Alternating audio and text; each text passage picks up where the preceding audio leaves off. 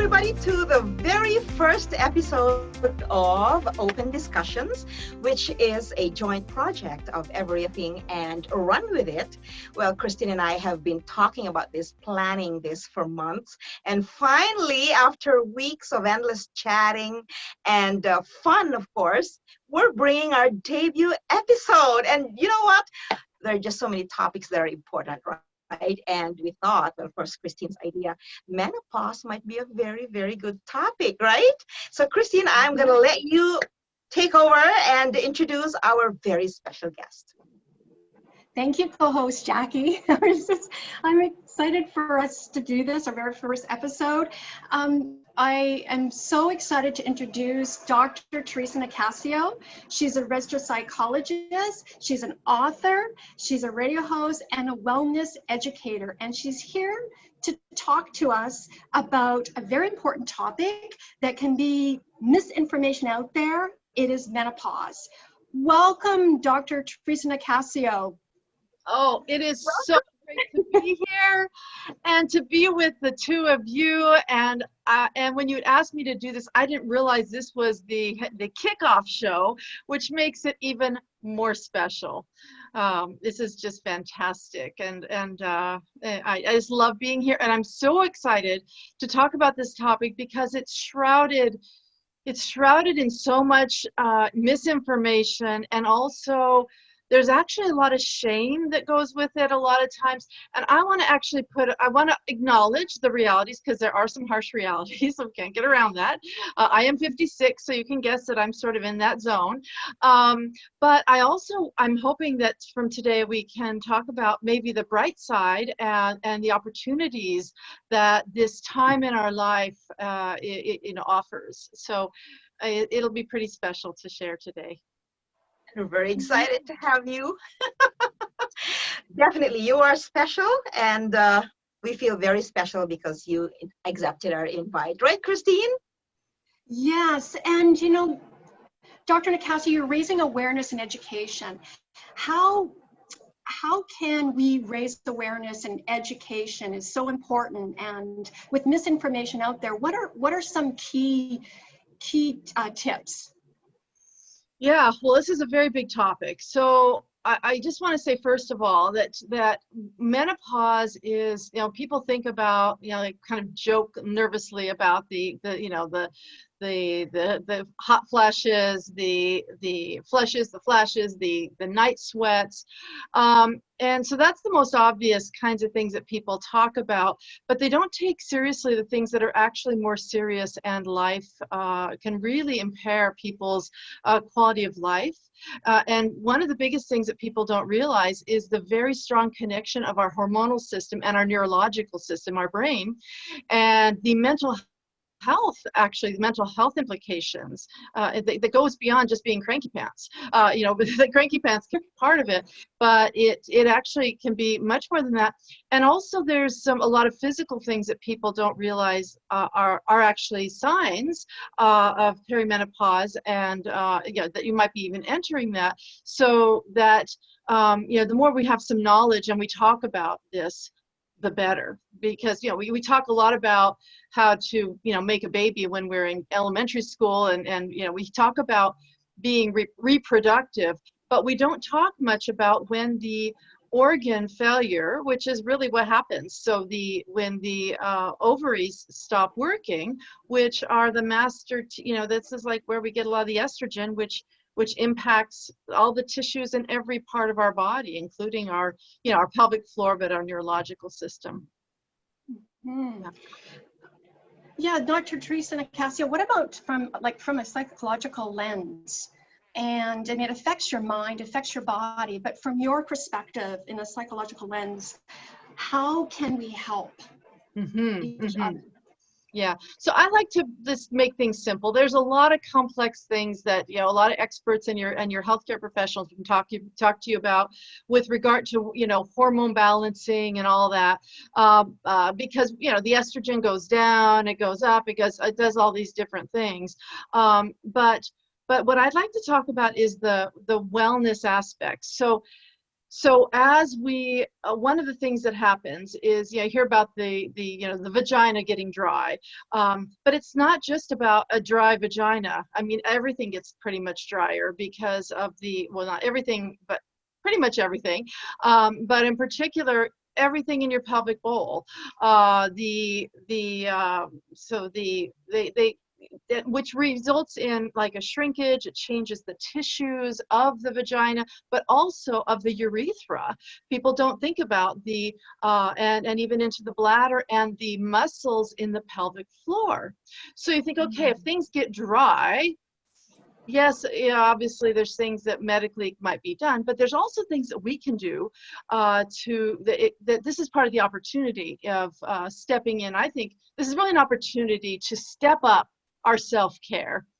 When so much of our lives we are focused on taking care of everybody else, this is a time that, we really have a lot to benefit from taking care of ourselves. So staying hydrated, for example, and that doesn't mean just drinking more water, but this is where eating more water-dense foods, eating more plant-based foods, actually, whether you're vegetarian or not doesn't matter, but eating more plant-based foods, you're going to be upping your water content. Eating that kale, eating that basil, eating those tomatoes, eating that watermelon. So thinking about whole foods and whole foods from your garden, bonus, that those are things that you can do it. But also because it affects the blood flow and so forth. So things like exercise. I mean, what you've been doing, Christine, with that, the more we have the blood flow throughout the body, then that helps keep all the tissues healthy, keeping more pliability in our tissues, in our connective tissues, because our collagen also is very much impacted by estrogen and the lack thereof. So collagen can really go down as well. And particularly that year before we get into menopause, as well as the 2 years following, but that's when we have the most loss in our bone density. So making sure we're eating the foods and maybe doing the exercises that we're, weight-bearing exercises that can help keep our bones healthy. And for those who have like bone broth, making sure you're getting good quality pasture-raised organic kinds of bones if you're doing that, but having the collagen and the just eating real food basically can be food, the exercise, and also there's a few things that we can avoid, that because there's some things that make things worse, and some of you are going to hate us for this, but alcohol makes things worse. Coffee makes things worse. Yes. Smoking makes things worse. Lack of sleep and stress makes things worse. So again, these are the things that when we're working hard and we're trying to do everything, we sometimes don't take as much care of ourselves. But now if we know that this is going to make a real difference in our, not just our bodies, but just everything, and will help us live longer perhaps, but certainly feel better and have better mental health, then we will have more of a motivation to do that. That's really wonderful. We're seeing how you're able to connect body system within our body and our mental state. I was just thinking it's really good listening to you right now, because then we're aware, like I learned a lot today already. We're not even 20 minutes into the show. I've learned a lot from you. Now, I think it's important for women, for example, to know that they are going through that, and then they go like, okay, but sometimes a woman will never know. Is there a time frame within which we expect to start going through the symptoms of menopause? Yeah, this is where it's a bit tricky. I mean, on average, it's, usually between the perimenopause. Well, basically, the perimenopause oftentimes starts somewhere between like 35, between the whole thing, it really depends on who we are, 35 to like 58 is the kind of the big numbers. Some people are outside of that, but the average where people actually have their last period is at age 51, but people can start the perimenopause, kind of some of the earlier symptoms 5-10 years ahead. So it's, and some people it's a shorter thing. Some people have like very little problems, or they have problems that they don't think are related because it doesn't have, they don't get the sweats, they don't get hot, they don't have any painful intercourse if they have intercourse, or any other kind of pelvic pain, or difficulty riding bikes, or feeling discomfort in their pelvic floor area, but maybe they start to feel more tired. Or something I see a lot in some of the early stages is, and is very common, like 50% of people who go through menopause, women, have joint pain. People don't think that joint pain can be but that's actually one of the signs. Or migraines or headaches that people maybe didn't have, or didn't have as much of, and or they might start to have this little bit of leakage, urinary leakage, and they don't think much of it, or they think, oh, they're kind of embarrassed and nobody talks about it.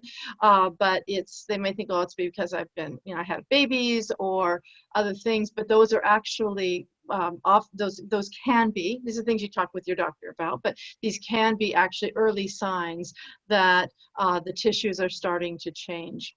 I was thinking, like, depression, like, you go through menopause, there's depression, right? And exercise and healthy eating can help. Mm-hmm. Yeah, so I'll say not everybody gets depressed, but a lot of people do find their mood gets down, or they do have, get depressed or anxious. Anxious is very common. And then also if you have, because insomnia is another one of the hidden signs that people don't know about. They start having insomnia and think, oh, it's just because I'm working hard. It's just because my kids are making me crazy, or because I'm taking care of my parents who are getting old, or they're having issues. So we oftentimes can think that it has to do with something else, but it definitely can have that. And so whether it actually is associated with the hormonal changes or the other things, I think it really is an opportunity as we start to get older to decide that we really matter, and that and so taking the time to move our bodies and do things, be in nature, and exercise, and do stretches are fantastic to keep the connective tissues more pliable and more fluid. You keep the fluids in those, keep them from drying. So things like yoga, things like acupuncture. I love my acupuncture. I've been missing my acupuncture and massage therapy. So we can say, I'm going to have more spa time, right? I'm going to take care of myself. I'm going to go work out. I'm going to go do a sauna. I'm going to go swim. I'm going to do, right? I'm going to go get a massage. So instead of thinking, oh, I don't deserve this, I'm spoiling myself. This is part of the opportunity. I say, you know what? Screw it. This is time for us to spoil ourselves. This is our time to step in to this next chapter in our lives. Wow. Are you saying, doctor, that if you try to live healthy, like right now, let's say you're years before menopause age, you try to live healthy, try to live a stress, or at least manage your anxiety and things like that, stretch, are you going to experience less of the menopausal symptoms down the road? I think that it probably can't. I don't know that there's been research specifically on that, but I think it can't hurt, because the more we keep our vascularization, our heart healthy, our brain healthy, and also learning those amazing skills like there's been a lot of research on mindfulness-based stress reduction, which helps us to self-regulate. It works on certain parts of the brain that helps us to self-regulate. So even if we're getting one of those hot, we start to get hot, that they've actually found that things like meditation and yoga and cognitive behavior therapy, like shifting how we think, can make those hot flashes maybe not be as intense or last as long. And because if let's say I start to get all hot and I turn all beet red, and then I start thinking to myself, oh no, the person's going to be having horrible thoughts about me, they're going to think this or that, then my brain goes, and then it makes it worse, and because then I trigger more of that. But if I just go to that mindfulness, use my mindfulness training, and I go, oh wow, I guess I'm having another one of those 2 to 4 minute waves of joy. You know, I'm going to wear my layers. I'm going to strip off a layer too. I would let my clients know, especially when I was more in the midst of that period. I'd say, just so you know, I'm going to be taking off my jacket and putting it on at different times. And I'm in that time of life. So I normalize it for them, and I let them know it's not because of something they're talking about that I'm getting, you know, I'm getting all flushed and excited because of what they're talking about in the therapy session. It's because this is just my body is doing its thing. But because I normalize it for myself, and I normalize it with them, then I just go ride the wave and do what I do, and it passes, and we just carry on. So it does. I think it does, Jackie, help. The more we can take care of our mind, the more we take care of our bodies, the more we can actually self-nurture and self-nourish in life, period. In terms of anti-aging, that's not a bad thing. I wonder if that, see, I'm going to share my story. I'm 58.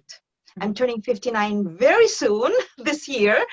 And I know I've gone through menopause because, like, you know, I'm no longer definitely having my period. But see, I haven't gone through hot flashes. I know there was probably 20 years ago where I felt like I wanted to skin myself because it was hot. But that was like just 3 nights. But I think I'm fortunate to not have gone through. So I couldn't relate when people say, I'm having all these. So I am really very interested each time menopausal symptoms are talked about, because I think I've gone through that. And that's it. But yeah, a lot of people never have the hot flashes too.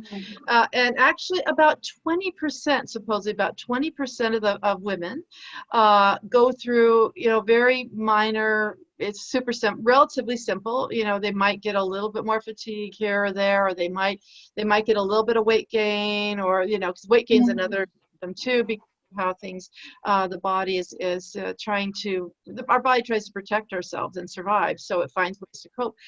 But they may, about 20% of people, it's really not, it's not really a thing. And about 20% of the population of women, it's very debilitating, like so much so that like they can't ride their bike, they can no longer have physical intimacy, sexual intimacy, because the discomfort is so much, or you know, or they start getting a lot of urinary tract infections. There's a lot of the different things that can happen. From what my understanding from, you know, seeing and reading experts, it seems like there's also some congenital impacts, but I think that there are you know, lifestyle. If we live and eat the standard American diet, we're probably going to be more vulnerable. If we don't get exercise, we're probably going to be more vulnerable. If we don't have enough fluids, you know, don't drink enough, you know, fluids and have enough fruits and vegetables in our life, we probably will be more vulnerable. If we drink a lot of coffee and drink a lot of alcohol. So I think that probably, you know, either, you know, you were just lucky, or that there were things you did, or a combination. But about 60% of the population are somewhere in between. But you know, when people get really depressed and suicidally depressed, or if they have a propensity, maybe people who already have mental health challenges, psychosis, bipolar, depression, anxiety, very often just these changes, this time in life can actually trigger another incident of kind of those mental health challenges. Wow. And it affects the whole family, or it can, right? And you mentioned earlier the quality of life. So it's important to have this discussion, or having everyone know what's going on, because if it can lead to other problems like infidelity or divorce, or whatever the case may be. Yeah, actually, I'm really glad you brought that up, Christine, because as you know, for again, most women, there is a drying, there's changes that happen. They call it, what is it they call it? Like urogenital syndrome or something now. They used to call it vaginal labial atrophy. Very depressing words. I don't know. But Yes. anyway, but the tissues down, down there they do get thinner. They become less vibrant, and apparently that is not something that is reversible, supposedly. But really being able to take care of that is important. But let's say if you start and I know for me when I was I didn't even realize it, but suddenly I never had painful intercourse, and then suddenly there was some pain, and I didn't know what was wrong. I thought, and it's not just even necessarily right, because then it's in the whole zone. It's not just like at the vaginal opening. It can be quite deep. Things can be dry and tear, and so when you start to have discomfort with intimacy, then if anything feels painful, we tend to avoid it more. So then sometimes it's not uncommon then for women to start to withdraw and not be as interested in sex, because there are things that can be done, by the way, though, that the doctors can help with, and that, to help, with lubrication and with trying to keep those tissues healthier. There's medicines and so forth, estrogen creams, and there's all kinds of things that are possible. You could talk with doctor about, but if you're not quite as pliable and that, then you start to pull away. And if your partner doesn't understand what's happening, then they start to feel like, well, what's going on? And so it can create a bit of, it can create some bad feelings, and then and can be hurt feelings too, because then if you're like, well, this hurts, and you're still wanting me to do this, then that has negative impacts. So it's not uncommon for people to just stop having sex. I've seen that so often. I do a lot of couples therapy as well as individual, and so finding ways, it may need to take more time with having sex and being intimate, or be more, explore other kinds of ways that aren't as painful. But if you don't have those conversations and the understanding, then we need to, sometimes the partner will start to look elsewhere, where they find a younger, more nubile body to do this. That's true. You know what? That's why when I was posting announcements about our episode, and now listening to you, and also after hearing Christine's question, menopause it's the woman's body that's affected, but everybody has to listen. The husbands have to listen. The children have to listen, because then they know they're not going to take it personally against them that, oh, mom is angry at me. No, it's just something we're going through. It's a topic that the whole family has to really sit down and discuss about. Absolutely. And if you think about how, again, difficulties with sleep, whether you're getting awoken from heat or just other kinds of things that are happening, if the cortisol is going up, also serotonin, some of the positive neurotransmitters can also go down. So mom starts to get really cranky as an patient, that the kids can start to take it personally if they don't understand. So, explain that this is a period in time that, we just need to take care of mom. And so if we can turn it to a more positive, that, it's, kids, step up to the plate here, and that's where we can take it more as an opportunity, as opposed to it being, that something negative, like, mom's on her period, kind of, those kind of negative kinds of things that can happen. Yeah, it's a really good point. It's really good. It's really good. We moms, at the early stages of our, early ages of our children, or, when your family's young, you're really out there, multitasking, taking care of everything. And I like what you said. It's time to take care of mom. I think that touched me so, so warmly. Yes.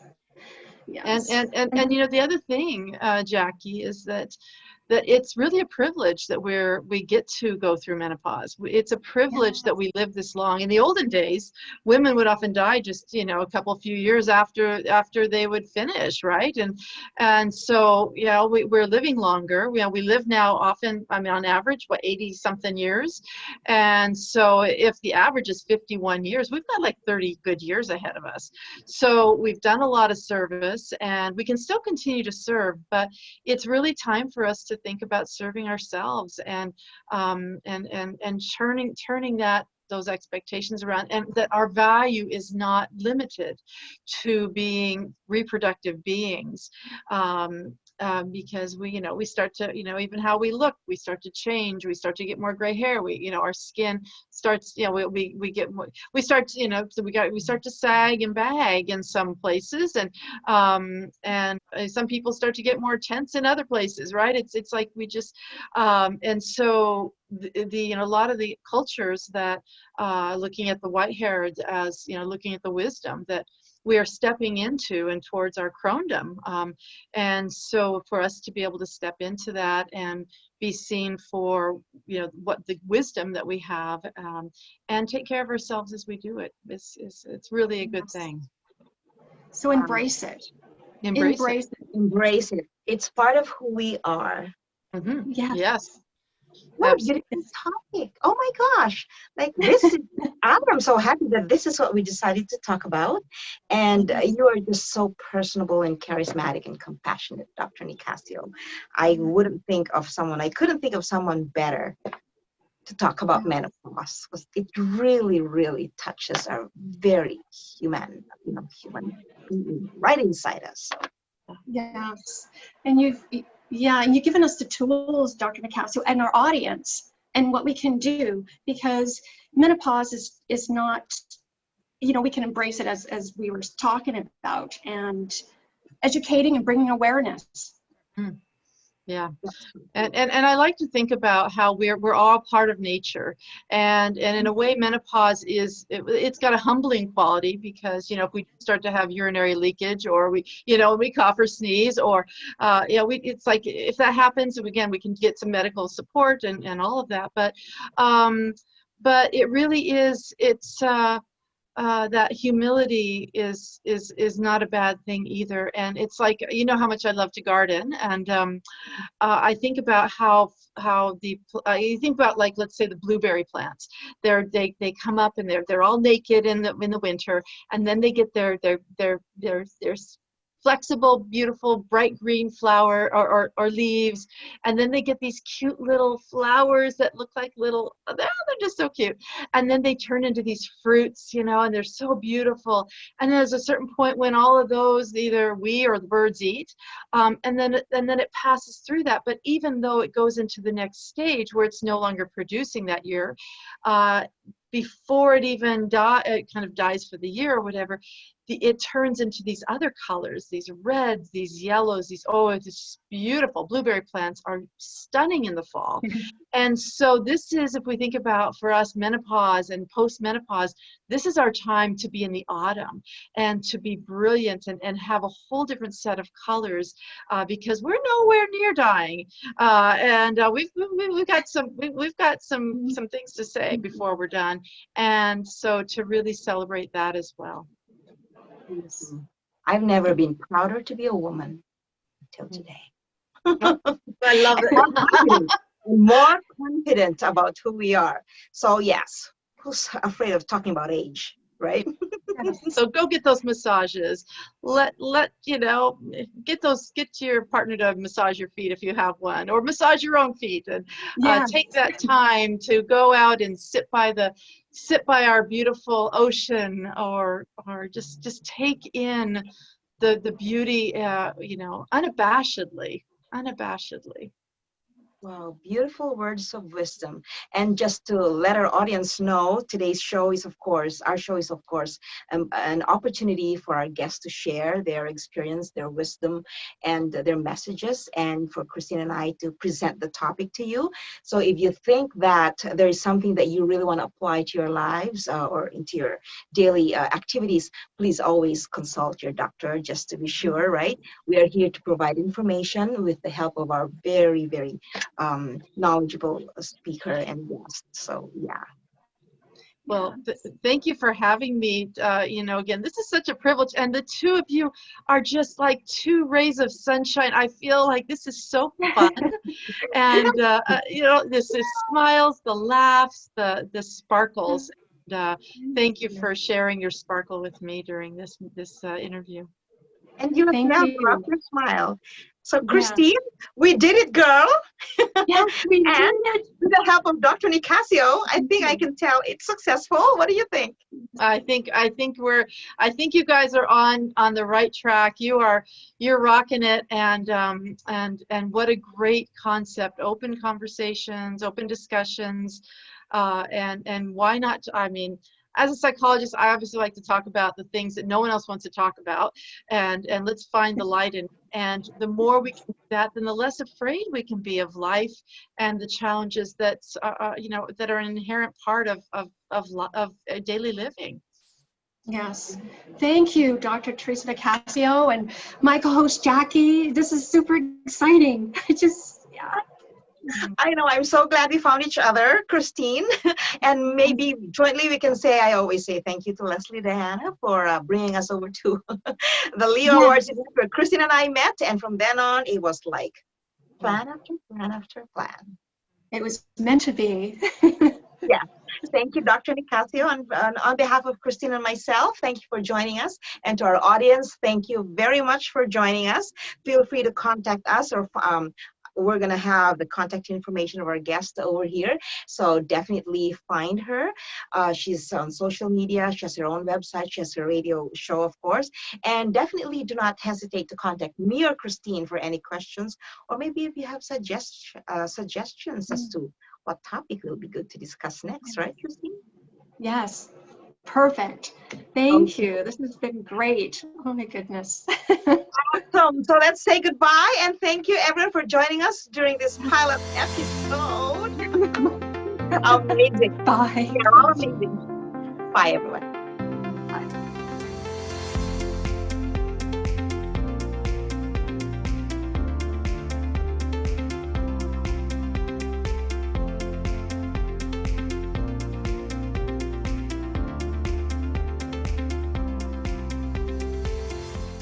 Well, we're looking forward to our sunset years because of this. That's right. Well, you'll always remember the blueberry bushes. Oh my God, that's Yes. such a beautiful analogy. Oh my God, Yeah. we are blueberries. Who couldn't end our chat? I love blueberries. Yeah. I love No, it's so good. Yeah. it.